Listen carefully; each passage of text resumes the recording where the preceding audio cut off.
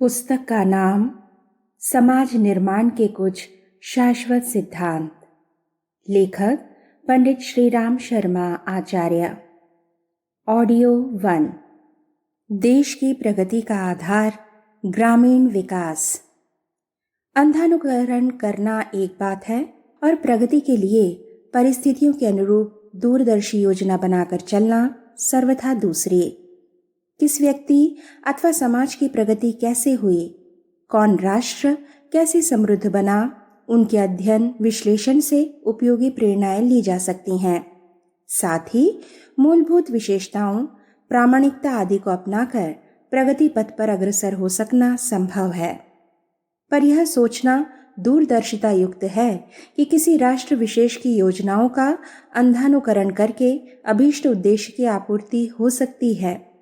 कारण स्पष्ट है कि हर देश की परिस्थितियां अलग अलग हैं, उनकी समस्याएं भी भिन्न भिन्न हैं।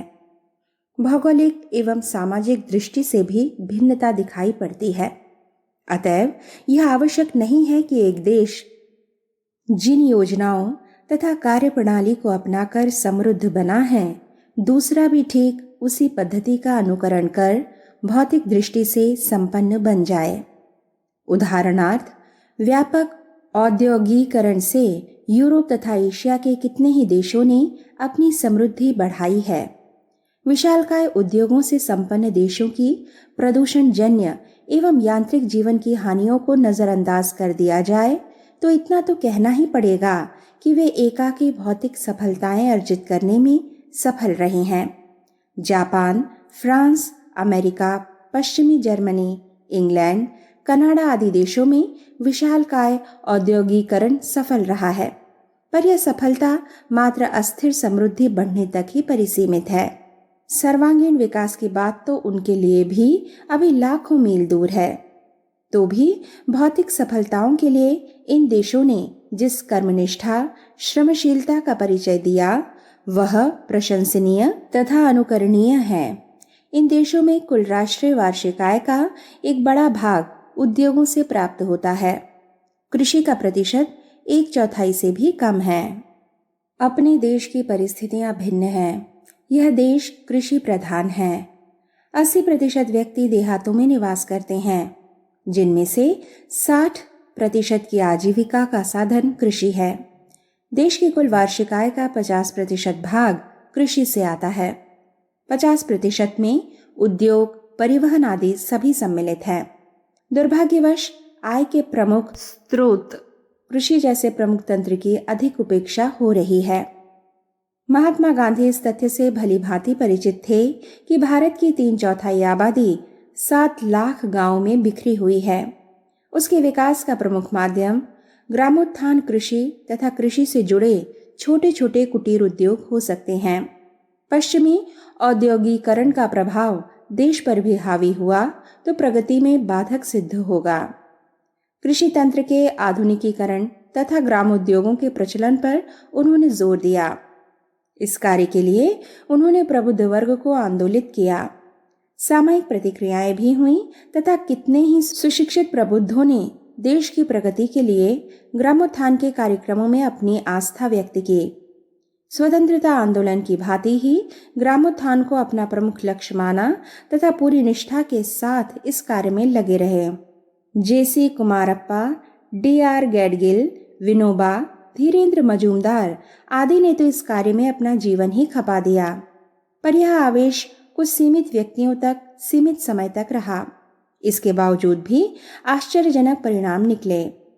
यह सोचा जाने लगा कि यदि भारत के गांव पिछड़ जाएंगे तो सारा देश पिछड़ जाएगा, क्योंकि 80% आबादी इन गांवों में केंद्रित है, जिनके विकास का अर्थ होगा देश का विकास। यह तभी संभव है जब आधुनिक सुविकसित तकनीक एवं उनसे संबद्ध तकनीशियन ग्रामीण जीवन की समस्याओं से जुड़ें तथा उनके समाधान के लिए भाव भरा प्रयास करें। इस संदर्भ में चीन का उदाहरण देना अप्रासंगिक नहीं होगा। विश्व की सबसे अधिक आबादी वाला यह देश अब प्रमुख 5 शक्तियों में गिना जाने लगा है। विश्व आबादी का कुल 20% अकेले चीन में केंद्रित है, जबकि संपूर्ण विश्व की केवल 8% कृषि योग्य भूमि चीन में है। फिर भी बिना किसी बाह्य सहायता के उसने जनजीवन की मूलभूत आवश्यकताओं की पूर्ति कर ली है। बिना विशालकाय उद्योगों की स्थापना के यह कैसे संभव हो सका, यह जानना उपयोगी है। चीन की राष्ट्रीय आय का प्रमुख स्रोत कृषि है। भारत की भांति यह भी कृषि प्रधान देश है। 3/4 से भी अधिक लोग इस कार्य में लगे हुए हैं। कृषि एवं उससे संबद्ध छोटे कुटीर उद्योगों के संयुक्त सहयोग पर ही चीन की समूची अर्थव्यवस्था आधारित है। प्रबुद्ध वर्ग के सुशिक्षित युवा विशेषज्ञों का इस कार्य में विशेष सहयोग प्राप्त है। चीन के शांतुंग प्रांत की ये शेन काउंटी के अंतर्गत शियाओ कम्यून है। 40,000 की आबादी वाले उस कम्यून में 3,000 से भी अधिक लोग वैज्ञानिक प्रयोग परीक्षण कार्य कृषि तंत्र को अधिक समुन्नत बनाने के लिए कर रहे हैं। इस कम्यून की विशेषता यह है कि उसमें बुजुर्ग किसान एवं सामाजिक संस्थाओं के कार्यकर्ताओं के साथ साथ युवा विशेषज्ञ भी शामिल हैं, जो अपने अध्ययन कार्य के साथ साथ उत्पादक श्रम को वैज्ञानिक प्रयोगों से मिलाने तथा उसे कृषि कार्यों के लिए अधिक उपयोगी बनाने का सतत प्रयास करते रहते हैं। ये विशेषज्ञ बीजों का सुधार करने, वनस्पतियों में लगने वाले रोगों की रोकथाम करने, मौसम का निरीक्षण परीक्षण करने तथा कृषि से जुड़े विविध प्रकार के छोटे कुटीर उद्योगों का विकास करने जैसे अनेक शोध कार्यों में लगे हुए हैं।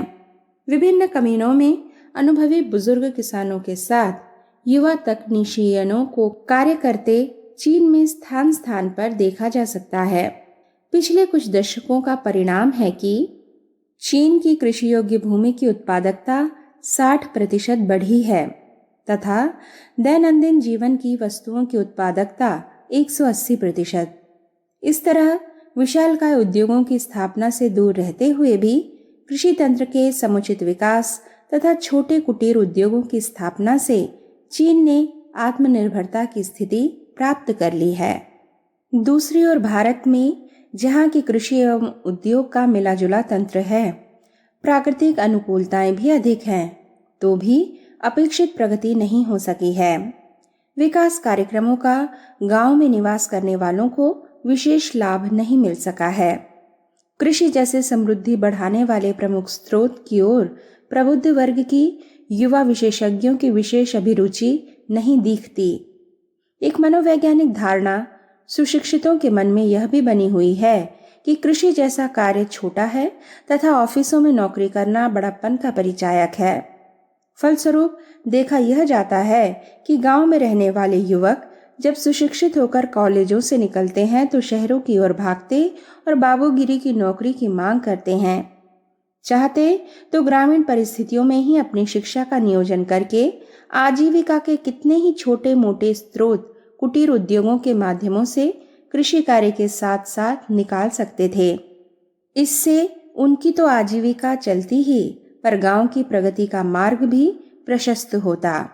जब चीन जैसा सर्वाधिक आबादी वाला देश कृषि कार्यों एवं छोटे छोटे उद्योगों में अपनी आधुनिक तकनीक का प्रयोग करके प्रगति की ओर द्रुत गति से बढ़ सकता है, तो कोई कारण नहीं कि विशेषज्ञों का सहयोग मिल सके तो भारतीय कृषि तंत्र उपेक्षा की गर्त में पड़ा रहे। शिक्षा का अभाव भी अवगति का एक कारण होता है। निरक्षरता का अनुपात देहाती क्षेत्र में सर्वाधिक है। 80% ग्रामीण आज भी अशिक्षित हैं। प्रौढ़ शिक्षा का विस्तार ग्रामीण साक्षरता विस्तार में विशेष रूप से सहायक सिद्ध हो सकता है। पिछली जनगणना के अनुसार अपने देश में 70% से भी अधिक लोग निरक्षर थे। सरकार द्वारा प्राथमिक शिक्षा को अनिवार्य घोषित करने तथा माध्यमिक शिक्षा की निःशुल्क व्यवस्था करने के बाद स्कूल जाने वाले बच्चों की संख्या बढ़ी है। यद्यपि गांव में और शहरों में भी सभी बच्चे स्कूल नहीं जा पाते, फिर भी जितने जाते हैं उन्हें देखकर कहा जा सकता है कि लोगों में शिक्षा के प्रति पहले की अपेक्षा रुचि बढ़ी है। किंतु इतने मात्र से ही अशिक्षा या निरक्षरता के निवारण की ओर से निश्चिंत नहीं हुआ जा सकता, क्योंकि शिक्षा मात्र बालकों या किशोरों के लिए ही आवश्यक नहीं है, वह प्रौढ़ों के लिए भी उतनी ही आवश्यक है। और इस समय प्रौढ़ अशिक्षितों की संख्या स्कूल न जाने वाले बच्चों से भी अधिक है। अतः अशिक्षित प्रौढ़ों में पढ़ने लिखने और शिक्षा प्राप्त करने की अभिरुचि जगानी आवश्यक है। उनकी यह कहकर उपेक्षा नहीं की जानी चाहिए कि उनकी पढ़ने लिखने की आयु नहीं रही। ऐसे अगणित उदाहरण हैं जिनने 60 वर्ष की आयु के बाद पढ़ना आरंभ किया और वे उच्च कोटि के विद्वान बनकर अपने अर्जित ज्ञान से समाज की महती सेवा करने में सफल हुए।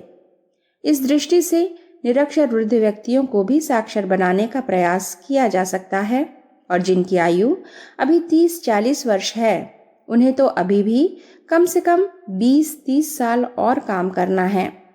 उन्हें शिक्षित बनाने पर तो और भी अधिक ध्यान दिया जाना आवश्यक है। इस वय के वयस्क और प्रौढ़ व्यक्तियों को शिक्षित बनाना इसलिए भी आवश्यक है कि वास्तव में आज की अनेक समस्याओं से तो उन्हें ही जूझना है। जो बच्चे अभी 10-15 वर्ष के हैं, वे 15-20 वर्ष बाद ही इस योग्य हो सकेंगे कि समाज में अपना कोई स्थान बना सकें और अपनी परिपक्व बुद्धि से कोई महत्वपूर्ण भूमिका निभा सकें। जबकि इन दिनों परिस्थितियां ऐसी बनती चली जा रही हैं कि इन्हीं दिनों संसार के भाग्य का निर्माण होना है। प्रत्यक्ष और परोक्ष जगत में जो कुछ हलचलें इन दिनों गतिशील हैं, वे इन्हीं दिनों इधर या उधर का निपटारा कर देंगी। संसार जिस तेजी से दौड़ रहा है, उसे देखते हुए यह मानने में कोई संकोच नहीं करना चाहिए कि अगले 20-25 वर्षों में ही वह अपने जीवन और मरण का प्रश्न निपटा लेगा। अस्तु, इन दिनों जो कुछ भी महत्वपूर्ण होना है, किया या कराया जाना है, उनमें उन्हीं लोगों की प्रमुख भूमिका रहेगी जो इन दिनों वयस्क हैं, प्रौढ़ हैं, सक्रिय और समर्थ हैं। नई पीढ़ी अगले 20-25 वर्षों में जाकर समर्थ और सक्रिय हो सकेगी। तब तक तो परिवर्तन की प्रक्रिया बहुत कुछ संपन्न हो चुकेगी। उस स्थिति में नई पीढ़ी अपनी पूर्ववर्ती पीढ़ी से प्राप्त उत्तरदायित्वों का वहन करेगी। इसलिए भी वर्तमान पीढ़ी को इतना सुयोग्य बनाया जाना आवश्यक है कि वह परिवर्तन की इस वेला में अपनी भूमिका समुचित रूप से निभा सके। परिवर्तन की घड़ियां इन दिनों इतनी व्यग्र हैं कि नई पीढ़ी के परिपक्व होने तक रुकी नहीं रह सकती। स्थिति की विषमता को समझना चाहिए और अनुभव करना चाहिए कि एक एक पल कितना भारी पड़ सकता है।